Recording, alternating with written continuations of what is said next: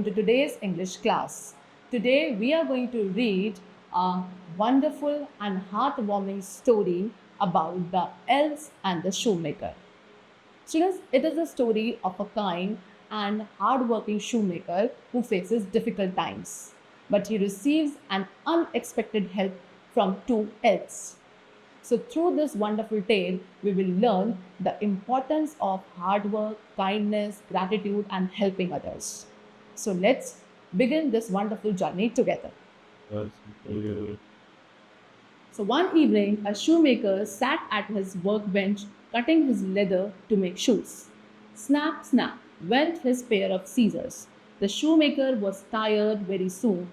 I am tired, I will sew them tomorrow. The shoemaker thought.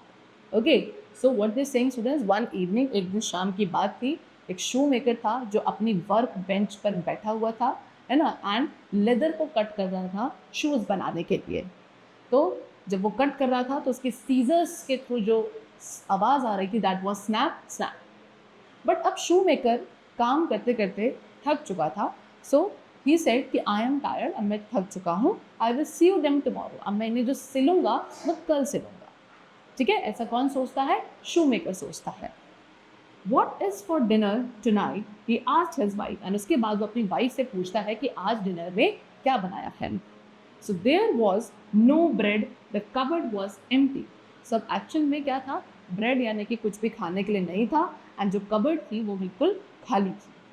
The shoe maker and his wife went to bed hungry, and क्योंकि अब खाने के लिए कुछ था नहीं तो शू मेकर एंड उसकी जो वाइफ थी वो दोनों ही ऐसे ही सो जाते हैं बिना कुछ खाए, यानी कि भूखे पेट.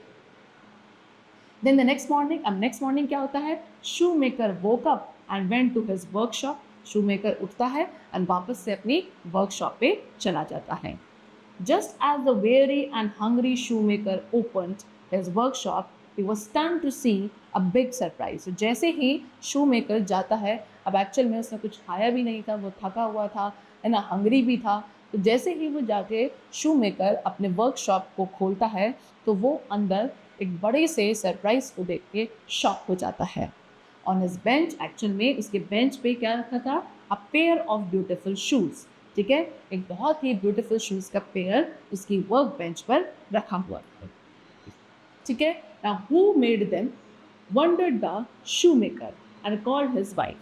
तो अब यहाँ पे शू मेकर को समझ में नहीं आता और वही सोचता है कि ये शूज़ किसने बनाए, एंड ये सोचने के बाद वो अपनी वाइफ को बुलाता है. The stitches are so beautiful and tiny, इसमें जो स्टिचेस हैं शूज़ में बहुत ही ब्यूटिफुल हैं, छोटे छोटे से स्टिचेस हैं. Who could make shoes like this, कौन है जो इतने अच्छे शूज़ बना सकता है? ठीक है, तो ये किसने पूछा? शू मेकर की वाइफ ने पूछा. Soon a customer came to him to see the lovely shoes. So उसी वक्त क्या होता है? एक कस्टमर आता है एंड उन लवली यानी कि सुंदर से शूज़ को देखता है. The shoe maker sold the shoes to him for a very good price, and shoe maker ने अब वो ब्यूटिफुल से शूज़ उस कस्टमर को एक बहुत अच्छे प्राइस पर बेच दिए. Okay, he bought some more leather and food with the money he got, and जो पैसे उन शूज़ को बेचने के बाद शू मेकर को मिलते हैं उन पैसों से शू मेकर क्या क्या लेकर आता है? कुछ लेदर और ख़रीद के लाते हैं, और उसके अलावा जो फूड उन्हें चाहिए था वो उससे खरीद कर लाता है. The shoe maker and his wife had warm soup with bread. उसके बाद शू मेकर एंड उसकी वाइफ ने क्या? वार्म सूप पिया, कुछ ब्रेड खाई.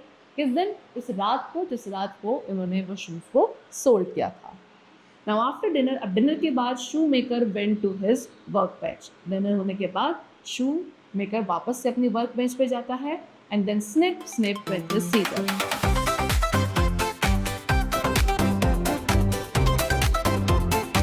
Okay, now let's recall till where we have discussed. First question, that why did the shoemaker and his wife go to bed hungry? shoemaker and उसकी wife जो है भूखे ही क्यों सो जाते हैं? Option A, they had no money to buy food.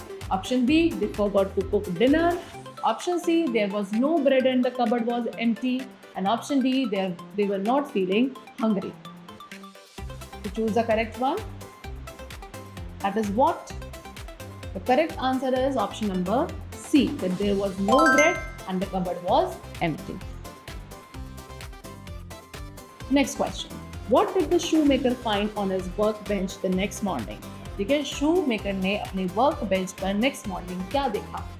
So option A, a bag of money, option B, a pair of beautiful shoes, option C, a new pair of scissors, and option D, a letter from a customer. So think about the correct answer. That is what? Option number B, a pair of beautiful shoes. Check. Now let's continue. So soon he was tired. I am so tired, he said. I will stitch these in the morning. And in the morning he had a bigger surprise. अब उसके बाद फिर से जब वो काम कर रहा था, उसके बाद वो फिर क्या होता है, थक जाता है. एंड शू मेकर फिर बोलता है कि अब मैं थक चुका हूँ, अब मैं इसको मॉर्निंग में स्टिच करूँगा. ठीक है, एंड मॉर्निंग में, नेक्स्ट मॉर्निंग जब वो जाकर देखता है तो उसे और एक बड़ा सा सरप्राइज मिलता है. क्या सरप्राइज था कि on his bench were 4 pair of shoes. ठीक है, कि बेंच पर, वर्क बेंच पे कितने, 4 पेयर ऑफ शूज़ रखे हुए थे. एंड अगेन उन शूज़ में भी जो स्टिचेस थे, they were so beautiful and tiny. Who could make these shoes like this? Asked his wife. दोबारा से उसकी वाइफ पूछती है कि इसमें भी जो स्टिचेस हैं इतने ब्यूटिफुल हैं, छोटे छोटे से हैं, तो ऐसे शूज़ कौन बना सकता है? People queued outside the shoemaker's workshop to buy the beautiful shoes. अब क्या होने लगा, शू मेकर की वर्कशॉप के बाहर उन ब्यूटीफुल शूज़ को खरीदने के लिए लोगों की लाइन लगने लगी, भीड़ लगने लगी. ठीक है, soon they were sold at a very good price. And धीरे धीरे वो सारे शूज़ एक बहुत अच्छे प्राइस पर बिक जाते हैं. The shoemaker went to the market and brought leather of different colors and he cut the leather and went to sleep. फिर उसके बाद वो क्या करता है, दोबारा से शू मेकर मार्केट जाता है, वहाँ से और डिफरेंट कलर्स के लेदर को खरीद के लाता है, लेदर को कट करता है एंड कट करने के बाद सो जाता है. द नेक्स्ट मॉर्निंग, फिर अगली मॉर्निंग फिर से क्या होता है, 6 pairs of beautiful shoes were on the bench. अब अगले दिन अब कितने शूज़ थे, 6 पेयर्स थे, वो भी बहुत ही ब्यूटिफुल शूज़ के, जो शू मेकर की बेंच पर रखे हुए थे. And now the shoe maker's wife said. अब शू मेकर की वाइफ क्या बोलती है कि we have to find out who is doing this for us, let us hide in your workshop tonight. तो अब शू मेकर की वाइफ ने बोला कि अब हमें ये पता करना चाहिए कि हमारी ये हेल्प कर कौन रहा है, तो आज रात हम क्या करेंगे, तुम्हारी वर्कशॉप में ही हाइड यानी कि छिप जाएंगे. Just as the clock struck 12, they saw 2 tiny elves in torn clothes climbed in through the window.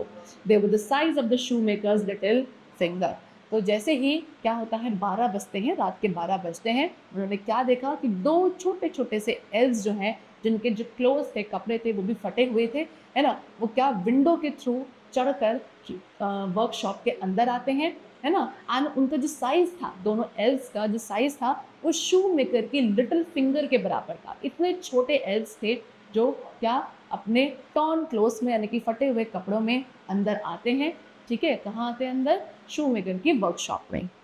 फिर उसके बाद they sat on the work bench, वो वर्क बेंच पे बैठते हैं and work all night, and पूरी रात काम करते हैं.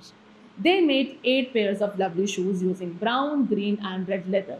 एंड पूरी रात काम करने के बाद उन दोनों एल्व्स ने कितने, 8 pairs of beautiful and lovely shoes बनाए, जिसमें उन्होंने brown, green, red different colour के लेदर का यूज़ किया. And then they left. And बनाने के बाद, शूज़ बनाने के बाद वो वहाँ से चले गए. Now the shoe maker and his wife came out of their hiding place. अब उसके बाद, उनके जाने के बाद, शू मेकर एंड उनकी वाइफ जो है अपने हाइडिंग प्लेस से, यानी कि जहाँ वो छिपे हुए थे, वहाँ से बाहर निकल कर आते हैं. द वाइफ सेड, वाइफ ने क्या बोला, that I have never seen elves in my life. The clothes were so thin and worn out. I will stitch new clothes for them. ठीक है, तो वाइफ ने क्या बोला कि मैंने कभी भी अपनी लाइफ में एल्व्स को नहीं देखा था. उनके क्लोथ्स जो थे, कपड़े जो थे, इतने पतले थे, फटे हुए थे, तो मैं उनके लिए न्यू क्लोथ्स क्या करूँगी, नए कपड़े सिलूँगी. She sewed tiny tight coats and trousers for them. तो शू मेकर की वाइफ ने क्या करा, छोटे छोटे से टाइट कोट एंड ट्राउजर्स जो है एल्व्स के लिए स्टिच किए. Alright, and the shoe maker also made टिनी boots for the elves. उसके साथ साथ शू मेकर ने भी छोटे छोटे से जो बूट्स थे वो एल्व्स के लिए बना दिए. नाउ द नेक्स्ट नाइट, अब अगले दिन नाइट में क्या होता है, they hide again to watch the elves. दोबारा से वो छिप जाते हैं उन एल्व्स को देखने के लिए. The elves were delighted to find new clothes and boot. And जब एल्व्स आते हैं तो वो बहुत खुश हो जाते हैं कि उन्हें भी क्या वहाँ पे नए कपड़े एंड बूट्स मिल जाते हैं. They put them on and dance around in joy. And उसके बाद वो दोनों एल्स क्या करते हैं, अब उन क्लोथ्स को, उन बूट्स को पहनते हैं एंड खुशी के साथ डांस करना शुरू कर देते हैं. After that day they were never return to the shoe maker's house again. पर उस दिन के बाद वो वापस कभी भी शू मेकर के घर नहीं आते हैं. The shoe maker started making shoes on his own after that day. और उसके बाद शू मेकर अपने आप से ही, खुद से ही उस दिन के बाद शूज़ बनाना शुरू कर देता है. And every night before he slept he whispered a thank you to the elves. And हर रोज़ रात को सोने से पहले वो उन एल्स को क्या करता है, धीरे से थैंक यू बोलकर सोता है.